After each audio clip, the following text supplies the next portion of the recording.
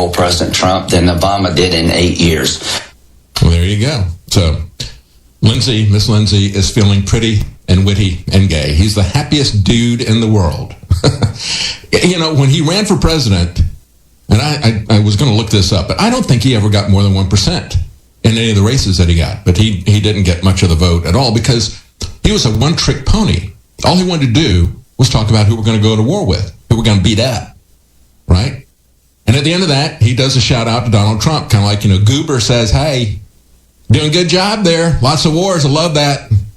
Well, that's not what the American people voted for. We didn't want that. As a matter of fact, Rand Paul points out we wanted just the opposite. Let me play you a clip of what he had to say. Final question. Are we being hypocritical insofar as we acted in the name of those dead children, but still refused to take on additional Syrian refugees, many of whom are kids? Well, I think when you look at what creates mass migration, what creates refugees, and what creates the death that has happened in Syria, it's war. And so people ask me that, and they say, well, aren't we going to help them? Well, if war created it, more war may well create more refugees and more death. I don't understand how more war is going to lead to less refugees. I do think, though, that there is an opening. And one of the tragedies of all this Russia craziness right now is it probably does prevent us from having any kind of a meaningful dialogue, because anybody who wants to talk to Putin about a political settlement and helping Assad go away, anybody who wants to talk about that, myself included, will be called by the McCains of this world a friend of Vladimir Putin. So as long as we have that kind of stupidity involved in the debate, it makes it very hard to get to what President Obama said and many other thinking people said, that the answer in Syria is ultimately a political solution. Bingo. War creates refugees. Now, he didn't lay it out for you, but that's precisely why they want to go into Syria.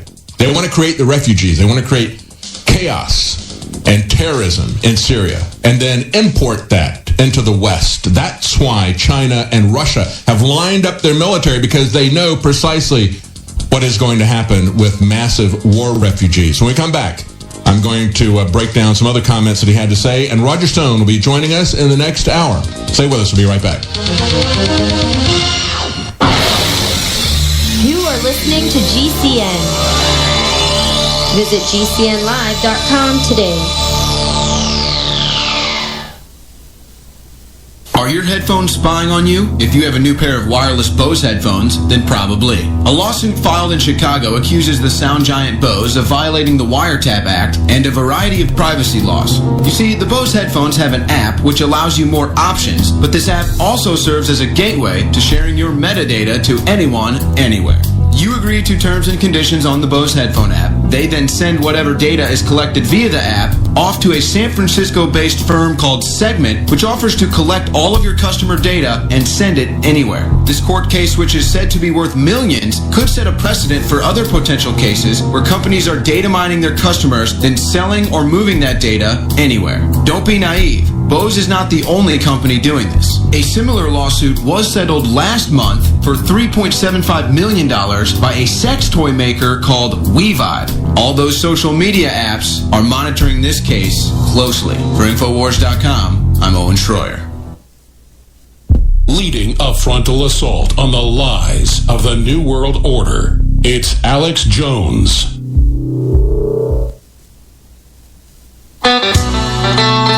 Coming to you from the former United States of America, deep in the heart of Texas, it's Alex Jones. I hear people talking bad about the way we have. Welcome back to the Alex Jones Show. I'm David Knight. We're going to have Roger Stone joining us in the next section, next segment.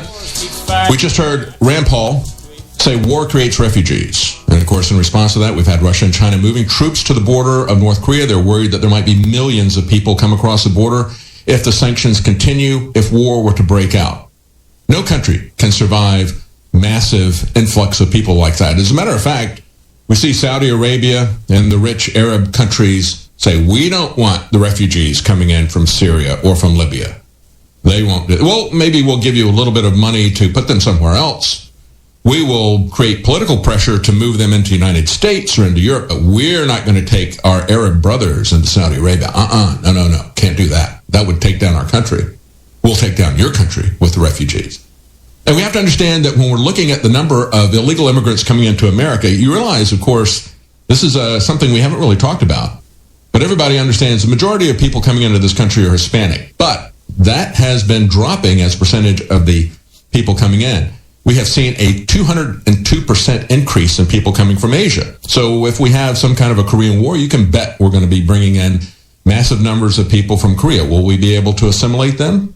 It's not going to be as hard as the terrorists that we're going to be bringing in from the Middle Eastern wars.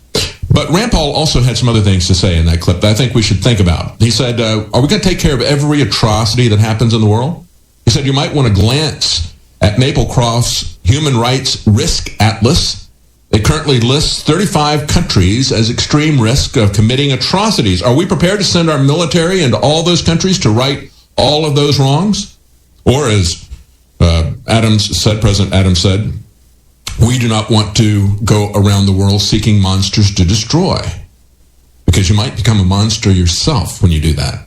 He said there are horrors all over the world. Surely the suggestion is not that we battle them all, said Rand Paul. And of course, they don't show you the horrors all over the world. As we had that gas attack that they focused on, they didn't tell you that there was a massive attack in Tikrit, Iraq, the same day with about the same number of casualties. You didn't see any pictures of that, let alone unedited, unblurred pictures of children in their last gasping, dying breaths. That was manufactured for you. And as a matter of fact, we've talked about it multiple times, and I'll mention it again because none of the other media wants to talk about it. The photographic evidence that the Pentagon offered to say, no, this was a crater in the middle of the street. They didn't hit a building. The blow-up gas canisters, as was first put out. No, this was right in the middle of the street. So we got a photograph showing the canister there in a crater. Well, one of the U.S. weapons experts who was a professor emeritus at MIT, he was a scientific advisor to the Pentagon, the Department of Defense. He was one of the investigators in 2013, and there's that story. Put it up on InfoWars. You're not going to see this from the mainstream media, folks. Absolute, total silence from the mainstream media about what this MIT professor points out. He shows the picture. He says it is crushed. You can see that. He says that's not consistent with munitions that were dropped from a plane. It would have exploded from the inside out. That was crushed from the outside in. So whatever that was, if it was sarin, it was crushed from the outside in. It was not a munition dropped from a plane. He said it was amateurish and it was politicized. And that's exactly true. That's what we're seeing in terms of the justification for this attack into Syria. Now, Rand Paul also pointed out, as we see Lindsey Graham saying that he is just so excited, he's gotten everything that he ever wanted, everything that he campaigned on, and he's seeing now with these people who are in the war cabinet of Donald Trump. Rand Paul said President Trump was elected in no small measure because he castigated the previous administration for disastrous and destabilizing Iraq war.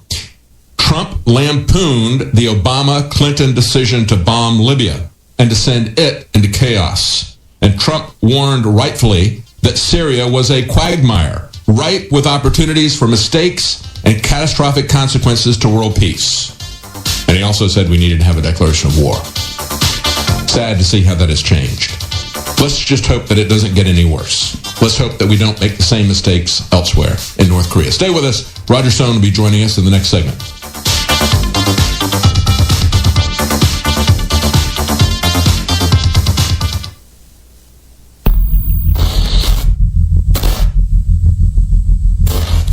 Russia unveils Satan II missile, and that could wipe out France or Texas with the type of megaton weapons it carries. Multiple ones, by the way. And of course, there's a lot more advanced stuff than that. They admitted the Air Force by the 90s developed antimatter bombs that would destroy, if they theoretically tested them, they would destroy most of the solar system. What's the point of that? I don't know. But we're reaching that Atlantis moment, whether Atlantis existed or not. In the fable of Atlantis, the legend, they get some super technology that blows the whole island up. And Plato lived only, a few thousand years after. He said, no, he had the annals, the books about it. It happened. But whether that was real or not, folks, we're now at the Atlantis moment. Michael Snyder, I don't know if you have kids. I have children, especially my little daughters. And I see this news, and I see how sweet they are, and it really makes me angry. Yeah, I don't want war either, Alex, and that's why I'm so alarmed by what's happened this week. We already talked about how North Korea could potentially spark a war with China. Well, the situation with Syria, if it was just Syria, it wouldn't be that big of a deal, and Trump could do whatever he wanted if it was just Syria. But the Russians are there, and the Russians are mixed in among the Syrian forces, and that they're at the Syrian air bases in particular. So if Trump, with his words and the members of his administration in recent days, they've kind of committed themselves to taking some sort of action in response to this false flag chemical attack, but they've kind of committed themselves. But if they do anything and the bombs start dropping and the Russians, their people are being killed, their forces under threat, are the Russians just going to sit there and do nothing, or are they going to respond? I believe the Russians would start responding. They would start shooting back. And so what happens if, U.S. warplanes go in, they start bombing, and then Russian missiles, the S-300, starts taking U.S. airplanes out? We start seeing F-16s fall out of the sky on CNN. What's that going to do to the anti-Russian hysteria in Washington that's already at Cold War heights? I mean, it's just going to be insane. But the situation, and of course we've got Iran in Syria, we've got Hezbollah in Syria, and there's nothing to be gained in there. There's so much that could go wrong. We don't want a conflict with Iran. We don't even want a conflict with Hezbollah. They're pretty serious. But especially with Russia, our relationship with Russia is already quite tenuous. And if we go in and dead bodies of Russian service members start showing up on Russian television, the Russians are going to totally turn against Trump. Any hope but of then I turn on Fox and they've got former generals going, what we need is Russian body bags. That'll teach them. Which historically, that doesn't work with any powerful country. It's never worked with Russia. Like, you kill Russians, they're just going to crap their pants. Yeah, Russia doesn't back down. Russia is not intimidated by anyone. The Russians historically are fighters. And so, we had hoped that Trump coming in, we could have a better relationship with Russia. But this thing with Syria could actually make it far, far worse.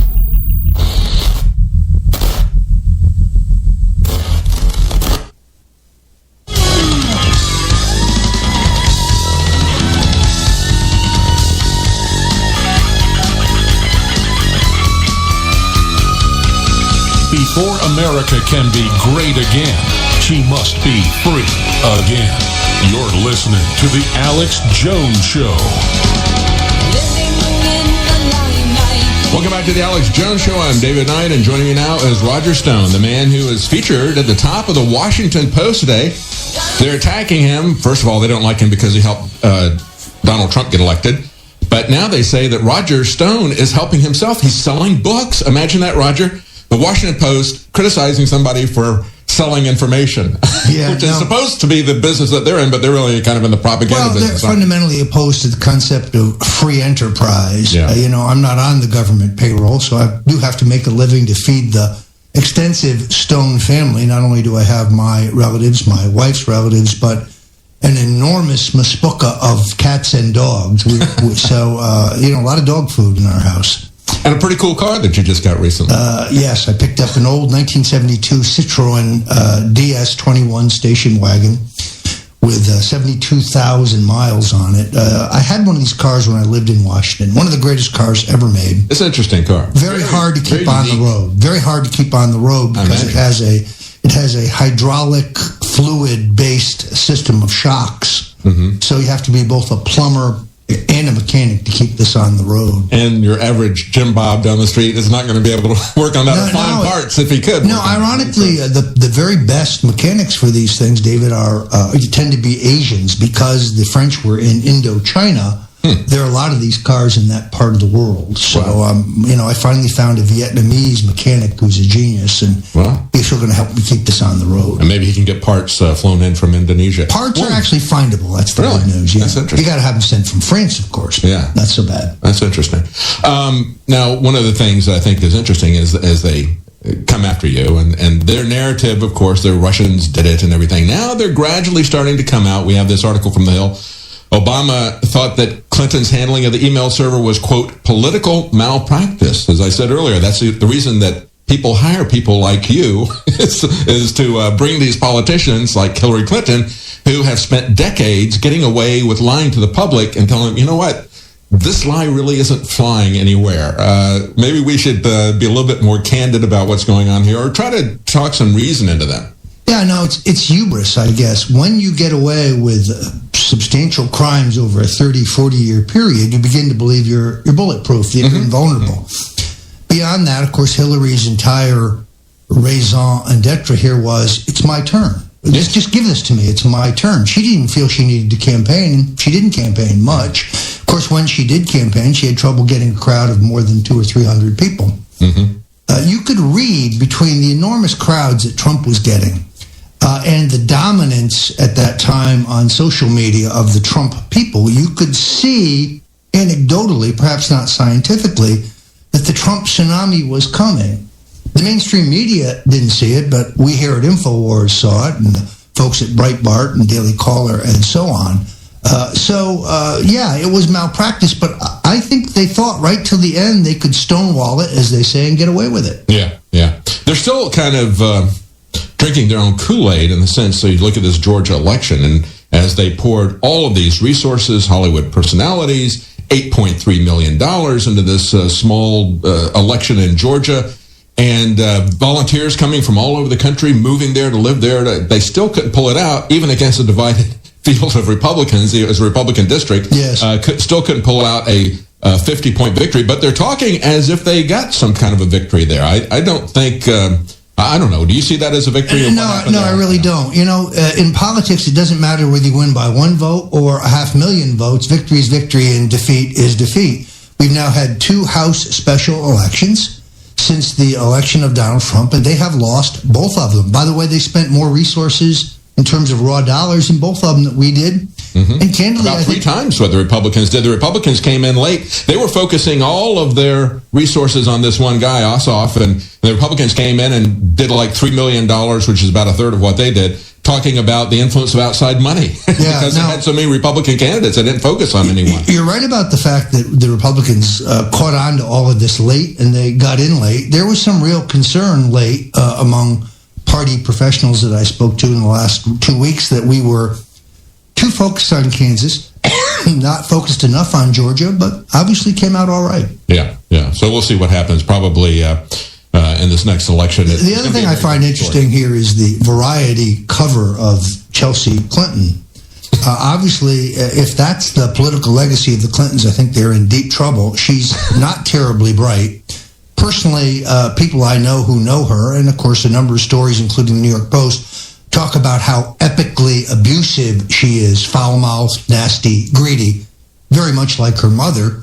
And people who like her people who have met her don't like her. Some discussion of her moving to a suburban New York City district and running for Congress out in Westchester, probably the district, the seat now held by Congresswoman Nita Lowey. I spoke last night to Danny Williams, the abandoned son of Bill Clinton. Yes. If should she run for Congress, Danny will move to that district and will challenge her in the Democratic primary. The district is about 40% African American in the Democratic primary. Could be very interesting. Good for him. Good for him. Now, he's a fighter. He just only has to get near that district, kind of like Ossoff did, right? Ossoff is not even in his district. So we're to a point now where, as you know, legally, all you got to do is live in the district by the time you're sworn in. You don't even have to live in the district at the time you run, and there's nothing really keeping him in Arkansas other than the upcoming paternity suit that he's going to be filing against the former president, something that should have been done a long time ago. Unfortunately, somebody gave him bad legal advice and told him that a paternity suit would only work prior to his being 21 years old, and that's not true. The legal underpinnings are still there, and there's 2 ways to do this. He could challenge this question in the courts. He could wait until the former president passes away, and if he is not provided for in the will, I have a feeling he won't be, he could challenge the will. Here's the point. Danny Williams has 5 kids. He's working in a meat packing plant by day, working at a 7-Eleven at night to make ends meet. His father's worth between $300 and $400 million. It's time for justice in this case, in my view. Yeah, he could...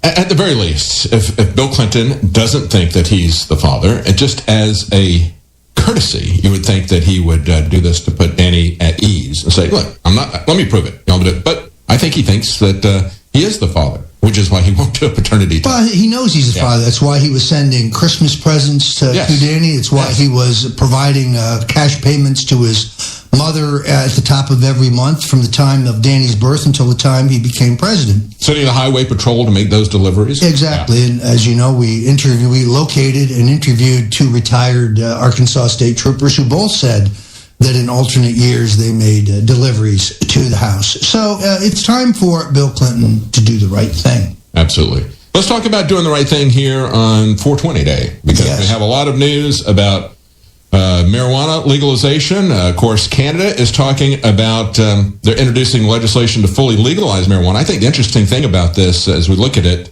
is how this might proceed. And I think Canada shows us an example. They're talking about how they've had 90 years of prohibition, but they say despite decades of criminal prohibition, Canadians, including 21% of our youth, 30% of young adults, continue to use cannabis at among the highest rates in the world. In other words, it doesn't work, and we know that. And we've seen the failure of alcohol prohibition. We've seen the success of educating people about tobacco. We've seen tobacco use plummet, mainly because of education. Yes, they have outlawed it in airplanes and restaurants and things like that. I think that should have been handled by the businesses themselves. As a matter of fact, before they outlawed it on airplanes, you might remember there were some small carriers that said we're not going to have any smoking on our flights. And so people could make a market choice about that. You can make a market choice about going to a restaurant or a bar based on whether or not there was smoking there. But other than that, for the most part, they took an educational approach towards tobacco, and it was successful. Prohibition didn't work with alcohol, and it hasn't worked with marijuana or any of these other drugs that they prohibited. But we have had a massive blowback and negative effects in terms of law enforcement abuse, in terms of prisons that have filled up, in terms of civil asset forfeiture and these other things. Look, I think everybody knows that I am that Richard Nixon, the former president, was my mentor. But the war on drugs, I think, is his largest single error, with the possible exception of taking us off the gold standard. The war on drugs has been an expensive, ignominious failure. We're not rehabilitating anyone. We have the enormous cost of housing, entire generation of young African-American men for the nonviolent crime in many states of possession. And I think Donald Trump really started to lead the way in the campaign when he said, look, this is a states' rights issue. Yes. If the states want to legalize marijuana for medicinal purposes, it's up to the states. That's a 10th Amendment approach. That's a constitutional approach. And I think that many libertarian voters, many younger voters, in the end, voted for Donald Trump based on that assurance. Now we have Attorney General Jeff Sessions, a man who I like, a guy that I admire, but suddenly he is talking about prosecuting, or I should say, enforcing federal marijuana laws, for which there's been a general stand down, in those 8 states that have approved recreational marijuana.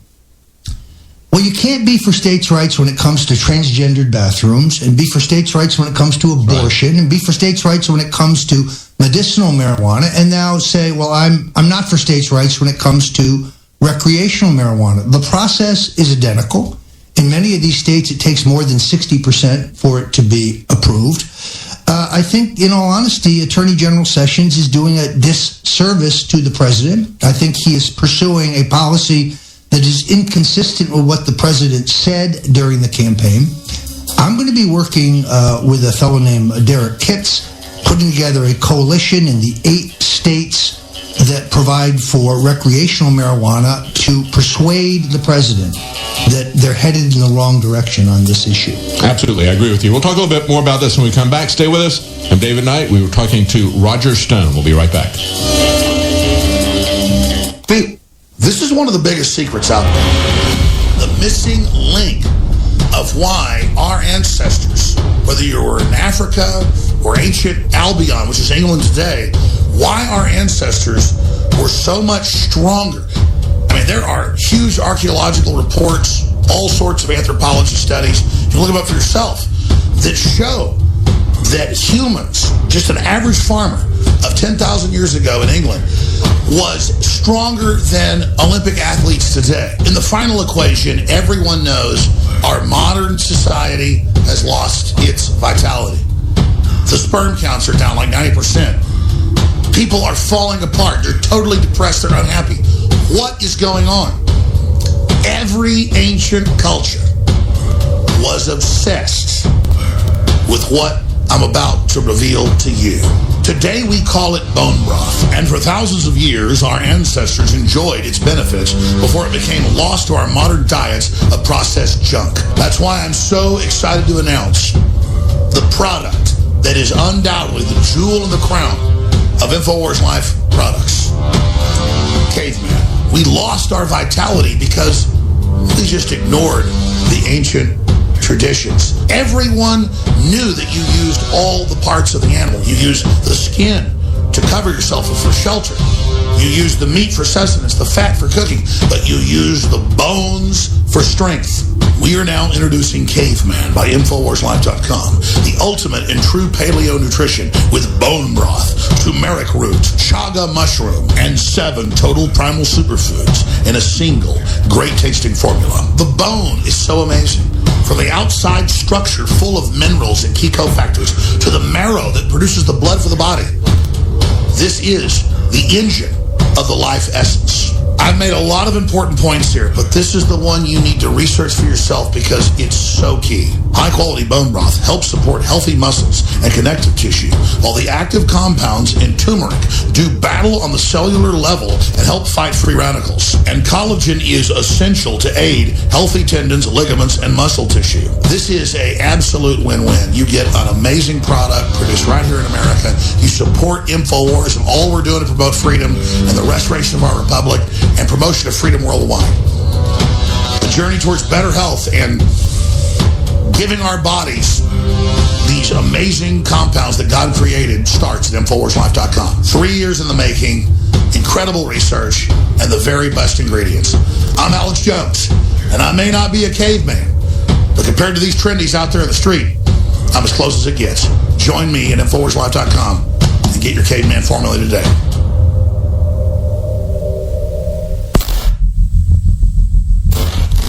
Let's go to Devin in Florida. Devin in Florida, you're on the air.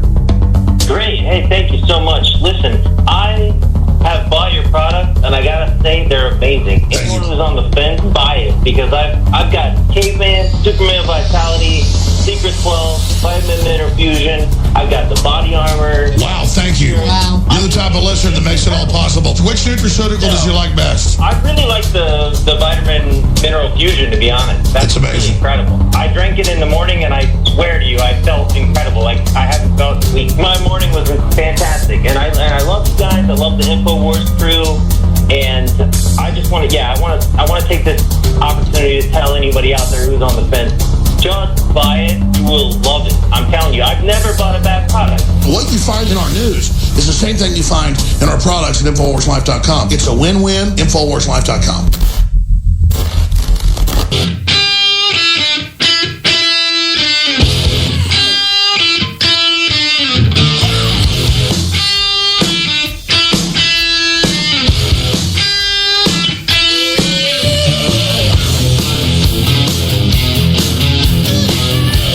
Welcome back to the Alex Jones Show. I'm David Knight with Roger Stone. We're going to talk a little bit more about prohibition because today is 420 Day. A lot of people across the country are celebrating marijuana use. If that's your thing, I don't want to lock you up. It's not my thing. I don't use marijuana. I don't use alcohol. It's my choice. But I don't want to beat, imprison people, and I don't want to pay for them to be imprisoned. I don't want to pay for families to be separated. And I don't want to have a system that encourages our law enforcement to act like thieves in order to fund their purchases with civil asset forfeiture. So I don't want to see that kind of thing happening. I'm against that on a legal basis, on a pragmatic basis, and quite frankly, it just doesn't work if you want to look at it from a pragmatic basis. Before we get back to that, and I want to talk to you, Roger, about your the documentary that Netflix did on you that's going to be premiering this weekend. I want to get you to tell people about that. I think it's kind of interesting. They followed you around for a very long time with that. But before we do, real quickly, we have extended our Mega Easter specials at InfoWarsStore.com. You'll see a wide variety of products available there at 25 to 30% off. 25% off things like Super Male, Super Female Vitality, Survival Shield X2 Nascent Iodine, 25% off. Secret 12, our vitamin B12 formulation that you can take sublingually. You just put a couple of drops under your tongue instead of having to take an injection. You get the same benefit. That's Secret 12, vitamin B12. And all those are 25% off. And we have 30% off Brain Force. Take a look at the specials that we have there. We've extended it for people by popular demand, and we do appreciate you standing with us. It is getting increasingly difficult for us to fund the operation because of the pushback by Google trying to censor our newsletter, our news that goes out. If you try to forward that on social media or try to find it on Google search engines, and also trying to keep us from putting our ads on other people's sites or accepting ads onto our site. So they're coming at us in every possible direction. So we really do appreciate you supporting us, and you can go to InfoWarsStore.com.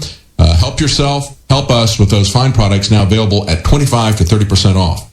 And Roger, I see that your documentary, the documentary about you that's being done by Netflix, they followed you around for how long did they follow you around? 5 years. This was 5 years in the making. There's a kind of a bite there of the trailer. Now, I've only seen the trailer. I haven't seen the full documentary, but it debuts. The premiere is at the Tribeca Film Festival this Sunday. Then there'll be 4 showings in New York City next week. Then it will be available to Netflix subscribers in May 12th. Yeah, it's entitled Get Me, Roger Stone. There was a secret showing for the press last night where I had a couple quislings who tell me that it's pretty balanced, that it's pretty good. So I'm pretty excited. Good. I'm interested in seeing it. But the following you around for 5 years, you must be suffering from empty nest syndrome, not having a film crew. Well, this started when 3 college students approached me, and these guys looked like they were in ZZ Top. I mean, they lived in Williamsburg. They were hipsters. And they said, we want to make this documentary about you. And I said, well, what do you need from me? They said, we just need your cooperation. And we need you to agree not to do any other documentary in this period while we make ours. Seemed reasonable. I asked them about their budget. They said, well, we think we could do this for $125,000. And I said, well, how much of that do you have? Well, we don't have any of it, they said, but we're confident that we can raise it. So then what would happen is they would raise a small amount of money. They would come, we'd do some intensive interviews. Then they would disappear for 6 months. Then they would come back, raise a little more money. We'd do a little more. Now, politics changed dramatically in those 5 years. The rise of Donald Trump, the extraordinarily historic outcome of last year's election. So during this 5-year period, the focus of the documentary changed dramatically. The president, to my great relief and gratitude, agreed to be interviewed for the documentary, as did many other, office holders and journalists and others that I had come across in my lifetime. It does kind of hurt my feelings that they interviewed the late Senator Arlen Specter for the documentary, but I think he ended up on the cutting room floor. Oh. I'm anxious to see it, and I think it's going to be a lot of fun. Well, it's kind of interesting that this would stretch out over a 5-year period, because that gives it a very interesting perspective while you talk about everything changing so much over that period of time. But you don't usually have films or documentaries that stretch out over that length of time. What was it? Linklater did that film with his actors over a 12-year period. Yes. So this is a 5-year documentary. That's going to be pretty cool. I'm looking forward to see that. Stay with us. We're going to take a quick break, and I'll be right back. David Knight with Roger Stone. And we're going to talk a little bit more about the politics of legalization. We'll be right back.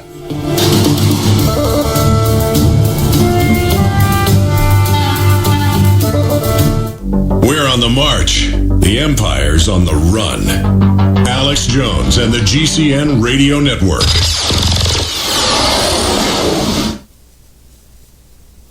This is Alex Jones. I want to tell you about a way to save a lot of money on one of the best new off-the-grid products of 2017. And seriously, I really think everyone should have one of these. I'm talking about the PPX solar generator system from our friends at Solutions from Science, one of our oldest sponsors. The PPX is so small you can put it in your pocket, but so powerful you can run some 110 appliances at your house, like a small refrigerator, so you can keep food from spoiling. Plus, you can take it with you to jumpstart cars, trucks, buses, 18-wheelers, heavy equipment, even airplanes. The system provides an endless supply of off-the-grid electricity, allowing you to create your own private power grid, literally anywhere in the world. Perfect for cabins, remote locations, anytime you need to get off the grid for a while. Go to privatepowergrid.com to watch this thing in action. That's privatepowergrid.com. Even better, use coupon code POWER at checkout and get a second PPX Energy unit for free. Check it out at privatepowergrid.com. That's privatepowergrid.com.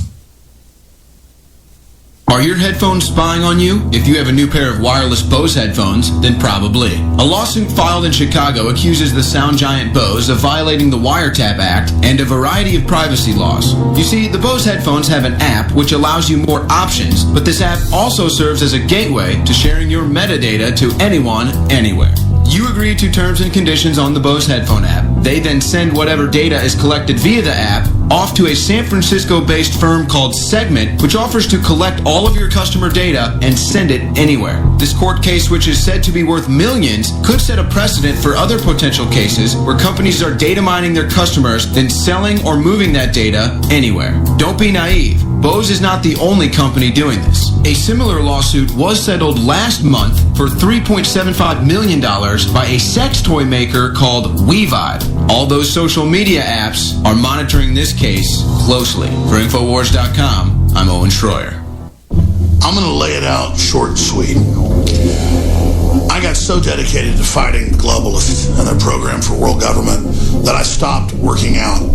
I was a total fitness nut 20 years ago.